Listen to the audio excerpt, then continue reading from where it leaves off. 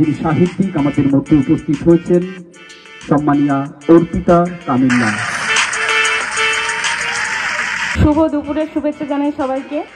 আর মঞ্চে উপস্থিত যারা রয়েছেন আমার গুরুজন স্থানীয়, তাদেরকে আমি প্রণাম জানাই শ্রদ্ধা সহকারে। এখানে যারা ছোটরা রয়েছেন তাদেরকে আমার রইল হার্দিক শুভেচ্ছা। বক্তব্য রাখবো ছোট্ট করে। বাচ্চাকে সঠিক শিক্ষা দিলে সে সঠিকভাবে বড় হয়। আর পরিবারের কাণ্ডারিকে কে মেরুদণ্ড না আমরা মেয়েরা।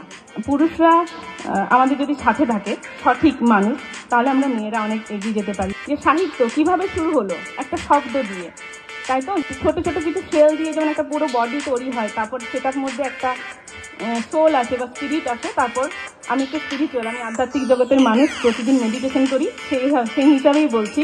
তো সেরকমভাবে তিল করে একটা বাচ্চা তৈরি হয়।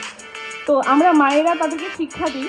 তো যদি সঠিক শিক্ষা দিই তাহলে সেই সঠিক আলোটা পাবে। এটা বিশেষ করে মেয়েদের জন্য। তাই তো ভুলে বা ঠিকের ঠিকানা ভুলে যায়, তাদের মনের ভুলের ধুলো জমা হয়। ঠিকরা ঠিক জানে সঠিক আলো পেলে ধুলোও যে চমকায়, আর ভুলের এটা জানার কথা নয়, তার জন্য তারা ঠিকানা হারায়। যে আপনারা দেখবেন যখন কোনো একটা, এই যেমন হচ্ছে না, সূর্যের আলো যেটা রশ্মি ওখান থেকে পড়ছে, যদি আমি এই জায়গাটা কিছু ধুলো ছড়াই তখন সেই ধুলোগুলো চকচক করে। কেন চকচক করে? কারণ ওটা সঠিক আলোটা পেয়েছে। সেরকম আমরা মেয়েরা যদি সঠিক শিক্ষায় শিক্ষিত হই, বাড়িতে যদি বাচ্চাদের সঠিক শিক্ষায় শিক্ষিত করি, তাহলে সঠিক সমাজ তৈরি হবে। সঠিক পথে চলুন। আজকের মতো এখানে বক্তব্য সমাপ্ত।